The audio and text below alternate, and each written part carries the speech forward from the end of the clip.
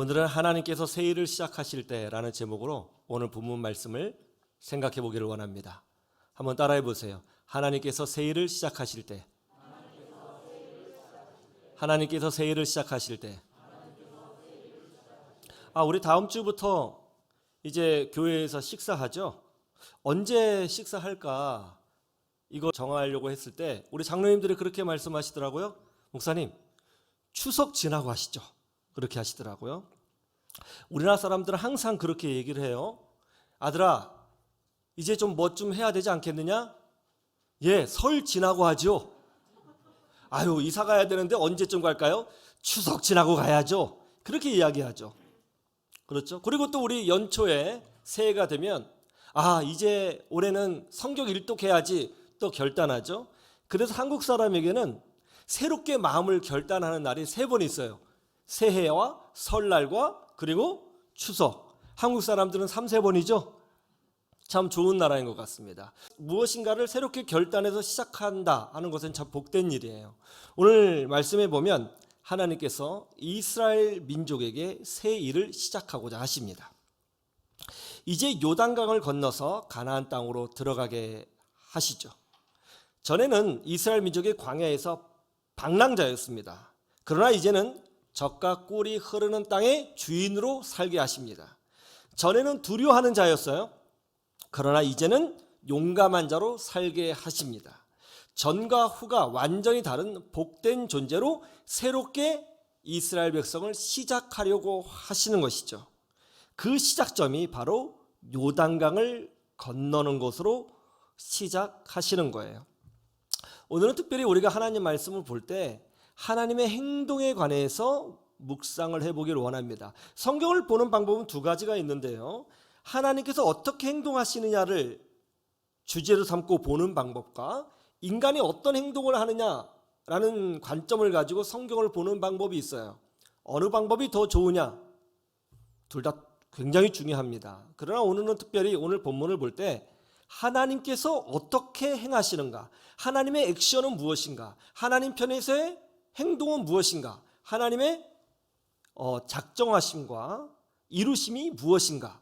이런 관점으로 보기를 원합니다. 하나님께서 새 일을 시작하실 때 어떻게 우리를 인도하실까요? 오늘 말씀은 이렇게 우리에게 가르쳐주고 있습니다. 첫 번째로 단절케 하신다는 거예요. 한번 따라해 보세요. 단절케 하시는 하나님. 17절 말씀을 볼까요? 여호수아 3장 17절 같이 한번 보죠. 시작. 여호와의 언약궤를 맨 제사장들은 요단 가운데 마른 땅에 굳게 섰고 그 모든 백성이 요단을 건너기를 마칠 때까지 모든 이스라엘은 그 마른 땅으로 건너갔더라. 성경에 보면 물이 갈라져서 마른 땅이 되고 그 사이를 이스라엘 민족이 건넌 경우가 딱 2번 나옵니다. 언제죠? 한 번은 홍해가 갈라지고 그 사이를 이스라엘 백성이 건너간 사건과 오늘 본문에 기록되어져 있는 바와 같이 요단강이 갈라지고 그 땅에 말랐을 때에 이스라엘 백성이 그 마른 땅을 지나간 사건 딱 2번이 나옵니다. 이스라엘 민족이 요단강을 건널 때 이 요단강의 상황이 좀 좋지 않습니다. 왜냐하면 그 당시에 이 요단강은 가장 물이 많을 때예요. 여러분 이번에 포항 홍수난 거 보셨죠? 그 흙탕물이 막 흘러내려올 때 무서워요, 안 무서워요? 어마어마하죠. 지금 요단강의 그런 상황이에요. 그런 상황인데 요단강을 건너서 이스라엘 민족이 젖과 꿀이 흐르는 가나안 땅으로 쉽게 들어갈 수 있어요? 들어갈 수 없습니다. 그런데 그때 하나님께서 이렇게 명령하시죠. 제사장들이 언약궤를 메고 먼저 요단강에 들어가서 물 위에 서라. 그러면 내가 흐르는 물을 끊어지게 할 것이다. 그리고 그 물이 저쪽 편에서 산처럼 계속 쌓이는 것을 보게 될 것이다. 그리고 땅이 마르면 너희들은 그 땅을 지나가라. 그래서 말씀대로 순종했습니다. 그러자 상류에서부터 흐르던 요단강 물이 딱 멈춰서더니 마치 산처럼 그 물이 계속 척척척척 쌓여 있는 것이죠. 그 사이에 땅이 말랐고 이스라엘 백성이 그 땅을 지나가서 젖과 꿀이 흐르는 가나안 땅으로 들어가게 되었다는 것입니다. 왜 하나님은 홍해 바다를 가르시고 이스라엘 민족을 그 사이로 지나가게 하셨을까요? 왜 하나님은 이번에도 똑같이 요단강을 가르시고 이스라엘 민족이 그 사이로 지나가게 하셨을까요? 왜 바다를 가르시고 강을 가르셨을까요? 그 이유는 하나입니다. 이스라엘 민족이 다시 뒤로 돌아가지 못하도록 그렇게 하신 겁니다. 바닷물을 다시 덮으시면 이스라엘 민족이 어때요? 다시 돌아갈 수 있어요, 없어요? 못 돌아가는 것이죠.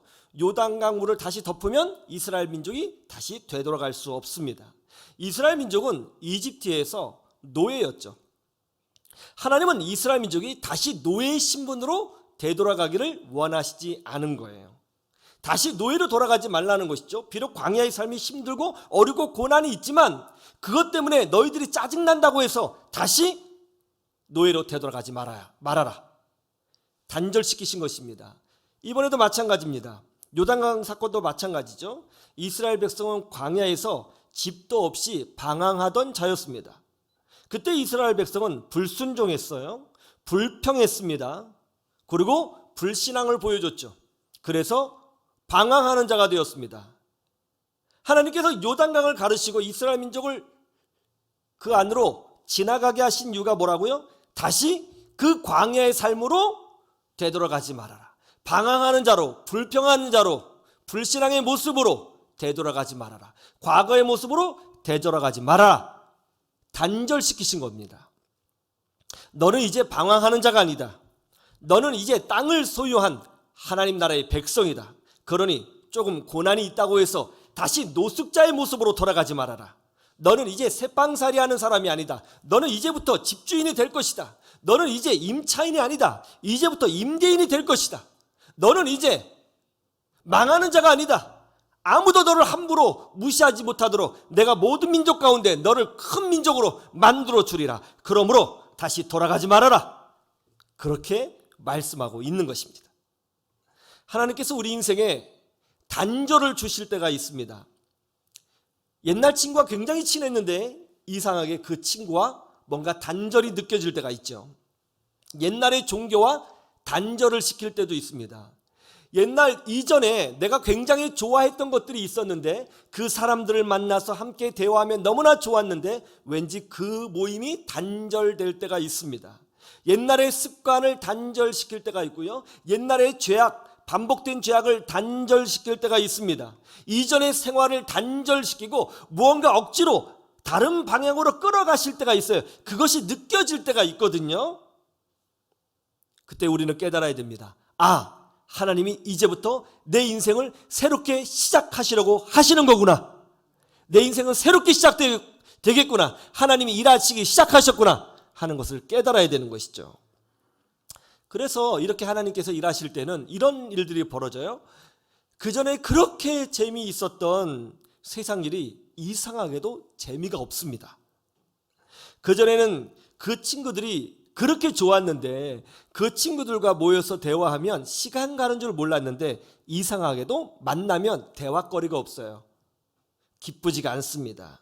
그전에는 그 일을 할 때는 그렇게 행복하고 즐거웠는데 이상하게도 이제는 교회 오는 것이 훨씬 더 재미있고 예배 드리는 것이 훨씬 더 재미있고 공부를 하면 질색하려 하던 데가 성경 공부가 너무 재미있어지는 것이죠.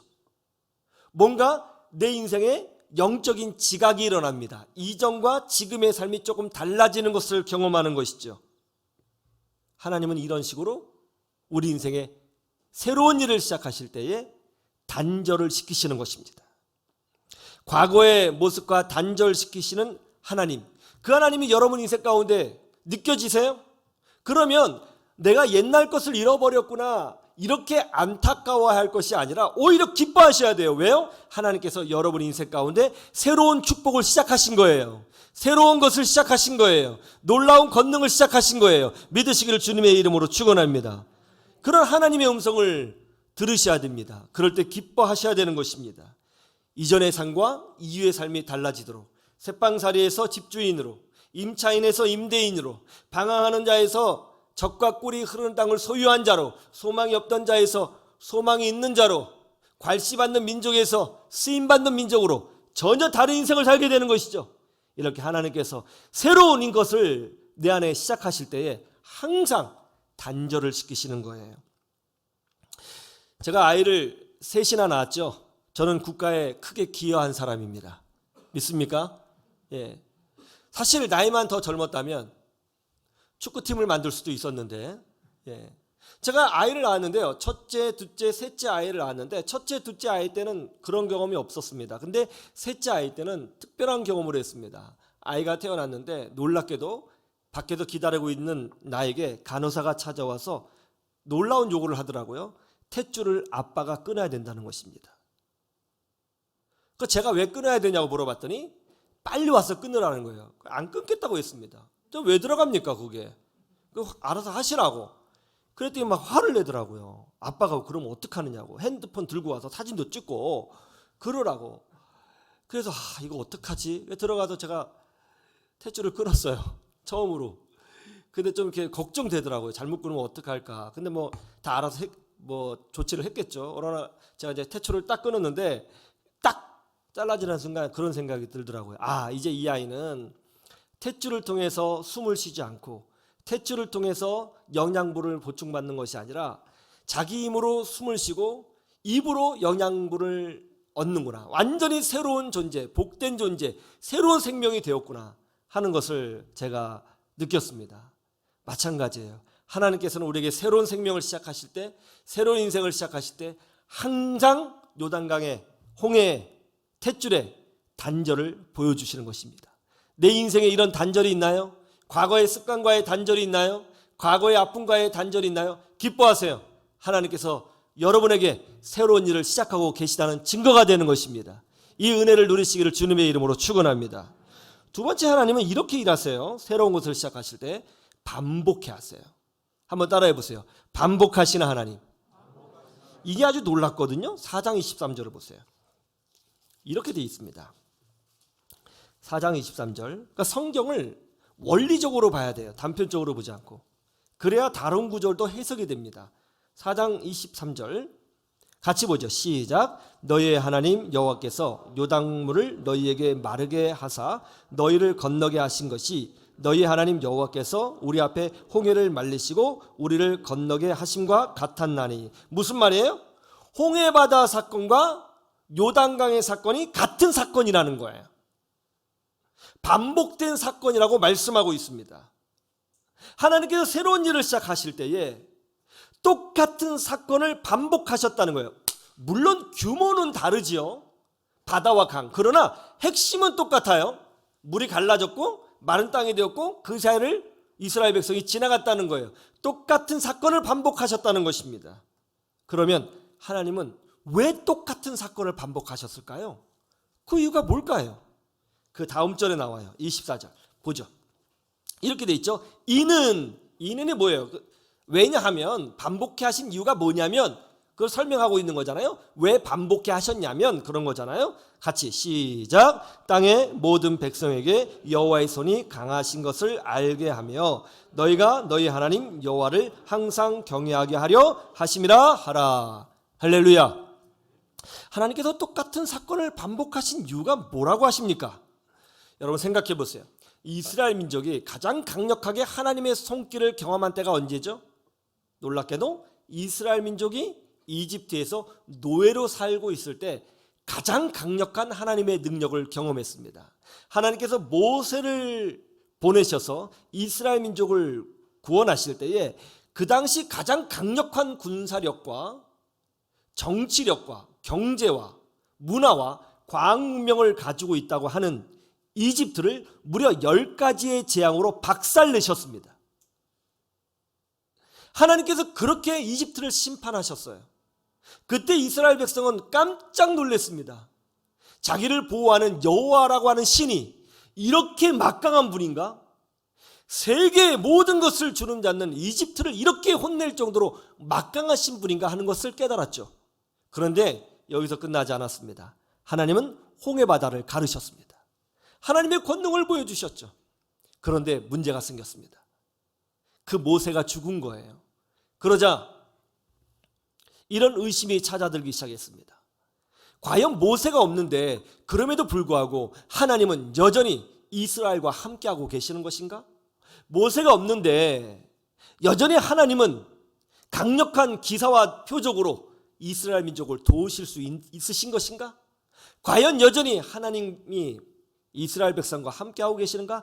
이런 의구심이 생겼단 말이에요. 그런데 그때 요단강에 갈라지는 사건을 똑같이 반복하심으로 하나님이 여전히 이스라엘 민족과 함께 하시다는 것을 보여주셨다는 것입니다. 홍해바다가 갈라진 것 같이 요단강에 갈라지는 사건을 통해서 과연 하나님은 이스라엘 민족을 버리지 아니하시고 여전히 이스라엘 민족과 함께 하셨고 똑같은 능력을 보여주시고 기적을 보여주시고 은혜로 함께 하시고 저들을 지키시고 돌보시고 함께 하신다. 이것을 증명해 보여주셨다는 것입니다. 이 사건이 이방 민족도 알게 되었고 또 이스라엘 민족 본인도 이 사건을 통해서 하나님이 우리와 함께 하신다는 것을 확실하게 깨달을 수 있게 되었다는 거예요. 왜 하나님이 사건을 반복하실까? 예전의 하나님과 지금의 하나님이 동일하다는 것을 보여주고자 하실 때에 하나님은 사건을 반복하시는 거예요. 전에 교통사고 나서 다쳤다가 기적적으로 치유를 받은 분이 있습니다. 처음에는 그 하나님의 은혜가 너무 커서 좀 감사하면서 신앙생활을 했습니다. 그런데 시간이 지나자 점점 타락해서 이전의 감사를 잃어버렸습니다. 신앙생활이 예전처럼 뜨겁지 못합니다. 그전에는 교회에만 오면 눈물이 흐르고 하나님의 은혜가 감사하고 그 끔찍한 사고에서 구원해 주신 하나님의 능력이 놀라워서 눈물로 예배를 드렸는데 이제는 눈물이 나지 않습니다. 찬양을 불러도 그렇게 기쁘지 않습니다. 11조를 드려도 적당하게 타협하면서 대충 드리게 되었습니다. 아이가 주일날 학원 가겠다고 하면 알아서 가라고 허락까지 했습니다. 그러면서 때로는 이런 생각도 했어요. 믿음으로 살면 손해보는 거 아니야? 그런 생각도 하게 되었습니다. 그러면서 이전의 모습을 잊어버리고 세상의 모습으로 돌아가게 되었습니다. 그런데 그러면서도 마음고서는 이런 생각을 하고 있는 거예요. 야, 내가 참 많이 변했구나. 내가 영적으로 타락했구나. 나 같은 사람을 하나님이 여전히 사랑하실까? 지금도 함께 하실까? 지금도 또 은혜 받을 수 있을까? 그러면서 속으로 지나가듯이 이렇게 기도하죠. 하나님, 저도 새롭게 시작할 수 있을까요? 그러던 중에 어느 날 교통사고를 또 당하게 되었습니다. 교차로에서 녹색 신호를 보고 직진하고 있는데 우측에서 신호를 무시한 트럭이 그대로 와서 들이받은 것입니다. 팍! 받치는 순간 죽었다 생각을 했습니다. 차가 무려 10m 이상 튕겨나갔고 파손되어 뒤집어졌습니다. 그렇게 차가 뒹굴뒹굴 구르다가 뒤집어진 상태로 멈추게 되었을 때 순간적으로 정신을 잃었다고 합니다. 눈을 떠보니까 자기가 거꾸로 매달려 있었습니다. 몸을 움직일 수 있는가 했더니 다행히 움직일 수 있었습니다. 아픈 데가 없었어요. 그러나 몸이 굉장히 무겁고 뻐근했습니다. 안전벨트를 풀고 기어서 밖으로 나왔습니다. 정신이 없었습니다. 차가 부서진 모습을 보니까 너무 충격적이었습니다. 뒤집어진 차 한 면을 붙들고 가뿐심을 내몰아쉬고 있었습니다. 그런데 그때 사람들이 모여들면서 이렇게 말하는 소리가 들렸습니다. 야, 저 사람 살았어. 안 다쳤어. 이거 기적이야. 대단하네. 웅성웅성거리는 거죠. 그런데 그때 어느 누군가가 이렇게 말을 하는 거예요. 야, 저 사람 교회 다니나 봐. 살았어. 멀쩡해. 그런데 그 소리를 딱 듣는 순간 그게 하나님의 소리처럼 들렸습니다. 여전히 자기를 보호해 주신 하나님. 갑자기 왈칵 눈물이 쏟아졌습니다. 예전과 똑같은 상황, 똑같은 사고, 여전히 자신을 보호해 주신 하나님. 내가 그렇게 살았지만 그럼에도 불구하고 하나님은 여전히 나와 함께하고 계셨던 거구나. 하나님께서 우리에게 똑같은 은혜를 보여주실 때가 있고요. 똑같은 신앙적인 경험을 하도록 이끌어 주실 때가 있고요. 똑같은 사건과 아주 비슷한 사고를 보여주실 때가 있어요. 왜요? 그것을 통해서 하나님은 우리에게 말씀하시는 것입니다. 사랑하는 딸아, 사랑하는 아들아, 내가 이제 너의 인생을 새롭게 변화시키려고 하노라. 그런데 내가 너를 어떻게 여기까지 인도해냈는지 다시 기억해 보거라. 여전히 나는 너와 함께 있었도다. 그것을 알려주고 싶으신 것이죠. 오늘 하나님이 이스라엘 백성에게 이렇게 말씀하고 계시죠. 너는 이제 방랑자가 아니다. 젖과 꿀이 흐르는 땅에 주인으로 내가 너를 만들어 주리라. 너는 이제 새빵 사는 사람이 아니다. 내가 너를 집주인으로 만들어 주리라. 너는 임차인이 아니다. 이제 임대인으로 만들어 주리라. 너는 이제 노숙자가 아니다. 하나님 나라의 왕자로 또 공주로 그의 백성으로 만들어 주리라. 내가 너와 함께 할 것이다. 내가 너를 인생을 바꿔줄 것이다. 새 일을 시작하리라. 그러므로 믿음으로 요단강을 건너라. 이렇게 말씀하고 있는 거예요. 이와 같은 주의 은혜를 여러분도 누리시기를 주님의 이름으로 축원합니다. 세 번째, 하나님은 우리에게 새 일을 시작하실 때 반드시 이것을 행하십니다. 그게 뭔지 아세요? 두려움을 보게 하신다는 거예요. 한번 따라해 보세요. 두려움을 보게 하시는 하나님. 오늘 본문 3장 13절 말씀 보세요. 3장 13절 다 같이 볼까요? 시작. 온 땅에 주 여호와의 궤를 맨 제사장들의 발바닥이 요단물을 밟고 멈추면 요단물 곧 위에서부터 흘러내리던 물이 끊어지고 한 곳에 쌓여 서리라. 요단강 물이 상류에서 멈추어 산처럼 쌓이는 기가 막힌 기적이 어떻게 일어날 수 있다고 하나님께서 말씀하고 계시죠? 먼저 언약궤를 맨 제사장들이 요단강 물에 들어가서 똑바로 서 있으면 그제서야 물이 멈추는 기적이 일어난다고 말씀하고 계시는 거예요. 물이 멈추면 들어가는 것이 아니고, 지금 여러분 막 홍수 났을 때 그 흙탕물이 엄청 거세게 막 흘러내리잖아요. 그런 상황에, 그런 위험한 상황에 두려운 그 강물에 먼저 뛰어 들어가서 서 있으면 그제서야 물이 멈춘다는 것입니다. 지금 요단강 물살이 너무 거세서 매우 위험하죠. 그러다가 제사장들이 미끄러지면, 넘어진다면 아주 기가 막힌 일이 벌어지는 거예요. 일단 언약궤 놓치게 되겠죠. 하나님의 궤를 놓칩니다. 물속에 빠집니다. 제사장들이 그 물살에 막 쓸려 내려가요. 그러면 이스라엘 백성이 그 모습을 보고 믿음으로 요단강을 건너갈 수 있었을까요? 참 무모한 행동이죠. 그런데 이상하게도 하나님은 그러한 무모한 행동을 하라고 요구하십니다. 먼저 두려움을 보게 하시죠. 위험 요소를 보게 하시죠. 피할 마음을 갖도록 그런 상황을 만드세요. 그런 다음에 하나님 뭐라고 말씀하세요? 먼저 발을 담그라고 말씀하십니다. 먼저 발을 담거라. 물이 마른 다음에 모든 위험 요소가 없어진 다음에 발을 담그는 것이 아니라 여전히 위험한 요소가 있고 여전히 문제가 있고 여전히 피하고 싶은 것이 있지만 그럼에도 불구하고 발을 먼저 담가야 된다는 거예요. 그래야 물이 멈춰 선다는 것입니다.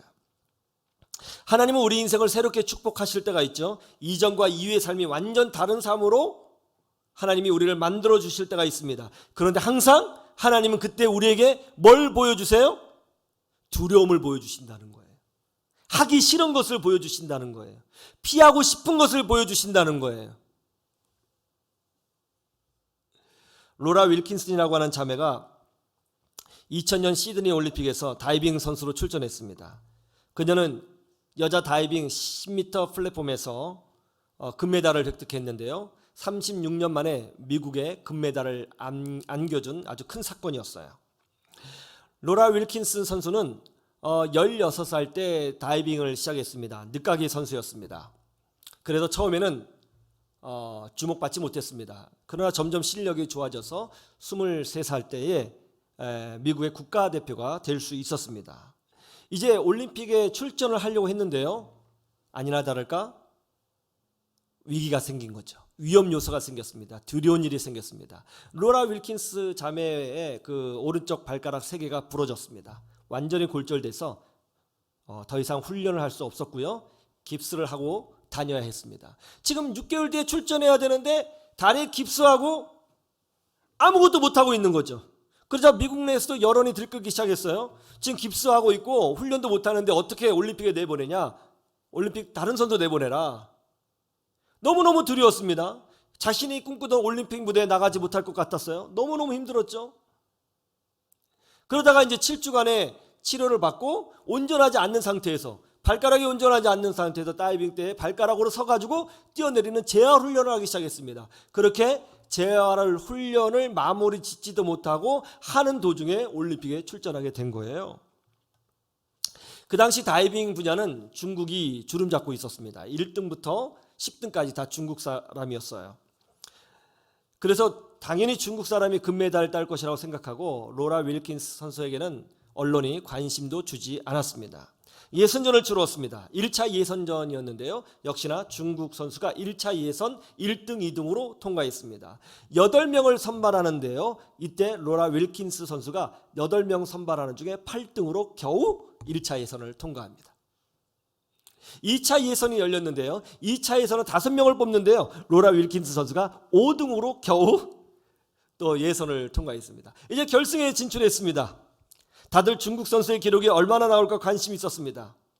이제 중국 선수들이 다이빙을 했고요. 로라 윌킨스 선수가 이제 다이빙을 하게 됩니다. 자, 이 결승전에 다이빙을 하는데 그 다이빙 대 있잖아요. 끝에서 발가락 끝으로 다이빙 대에 아슬아슬하게 매달려 있는데 그때 로라 윌킨스 선수가 아주 이상한 행동을 하죠. 그 TV에도 다 나와요. 아주 묘한 행동을 합니다. 지금 막 아슬아슬한 그런 입장에 뭐라고 하냐면 뭔가 막 입으로 막 중얼거리는 거예요. 막 강하게 중얼중얼 하더니 홀짝 뛰어서 다이빙을 하는 거죠. 놀랍게도 1등이었습니다. 그러자 관객에서 웅성거리며 술렁거리기 시작했죠. 2차를 뛰었습니다. 또 이상한 행동을 하는 거죠. 다이빙 때 끝에서 아슬아슬하게 매달려 있는 그 상태에서 뭔가 중얼중얼 하는 거예요. 그래도 팍 뛰어들어갑니다. 2차도 1등이었습니다. 그리고 5차까지 갔어요. 5차 고난이도 기술을 보여줘야 되는데요. 굉장히 긴장되는 순간인데 그때 그 발가락 끝으로 다이빙 대에 서 있으며 또 뭐라고 막 중얼중얼 됩니다. 그러자 이제는 카메라가 그녀의 입을 쫙 크로즈업 하죠. 도대체 뭐라고 그러는 거야? 네? 쫙 크로즈업을 합니다. 그때 뭐라고 중얼거리더니 확 뛰어서 다이빙을 해요. 1등이었습니다. 기록을 깨고 금메달을 거머쥐었어요. 이제 무명의 선수가 이제 금메달을 따니까 이제 취재진들이 몰려들었죠. 이제 인터뷰를 했습니다. 이런 질문을 했어요. 무명 선수가 금메달을 땄습니다. 어려운 점은 없었습니까? 그러자 이렇게 고백을 합니다. 제가 사실은 6개월 전에 발가락 3개가 골절이 되었습니다. 올림픽에 출전하지 못할 것 같아서 매우 두려웠습니다. 그것 때문에 날마다 기도할 수밖에 없었습니다. 어느 기자가 또 이렇게 질문합니다. 다이빙 대 위에서 뭐라고 중얼중얼 하시던데 뭐 하신 겁니까? 그러자 그 자매가 이렇게 얘기를 합니다. 내게 능력 주시는 자 안에서 내가 무엇이든지 할 수 있느니라 이것을 여러 번 외치고 뛰어내린 겁니다. 그러자 기자들이 감동을 받았어요. 이 새로운 기적은 여기서 끝나지 않았습니다. 이후 로라 윌킨스 자매는요, 아테네 올림픽에서 금메달 땄고요, 세계 선수권 대회에서도 역시 금메달 땄습니다. 지금은 미국 전역을 돌아다니면서 꿈과 희망을 잃은 사람들을 위로하고 하나님의 은혜를 나누고 본인의 경험했던 하나님을 간증하는 사역을 감당하면서 아름답게 쓰임받고 있는 인생을 살고 있습니다. 하나님이 이스라엘 백성에게 새 일을 시작하고자 하십니다. 방랑자에서 땅의 주인으로, 새빵살이하는 사람에서 집주인으로, 임차인에서 임대인으로, 꾸는 사람에서 베푸는 사람으로, 소망이 없는 사람에서 소망이 있는 사람으로, 병든 자에서 건강한 자로 새로운 인생을 시작하고자 하시는 거예요. 그 일을 위해서 하나님이 이스라엘 백성을 요단강 건너가게 하셨다는 거예요. 그리고 하나님은 이 사건을 통해서 이스라엘 백성이 과거와 단절케 하시고 옛 은혜를 반복하셨으며 또 두려움을 보여주시면서 믿음으로 전진하라고 요구하셨던 것입니다. 동일한 하나님의 역사는 지금도 우리에게 똑같이 일어나고 있습니다. 왜냐하면 하나님은 어제나 오늘이나 동일하신 분이시거든요. 구약 성경의 백성들이 누렸던 그 영적인 도전들 사실 우리도 똑같이 경험하고 있는 것입니다. 오늘 하나님이 우리 인생을 새롭게 바꾸어 주시기를 원하십니다. 더 복된 자로, 더 은혜가 넘치는 자로, 더 간증거리가 있는 자로 하나님이 정말 우리 인생을 바꿔주실 때가 있을 거예요. 그럴 때 여러분 주저하지 마시고 믿음으로 전진하셔서 하나님의 은혜를 누리셔서 이전보다 훨씬 더 복된 하나님의 기적과 은혜를 누리며 살아가는 주의 백성들이 되시기를 주님의 이름으로 축원합니다. 축원합니다.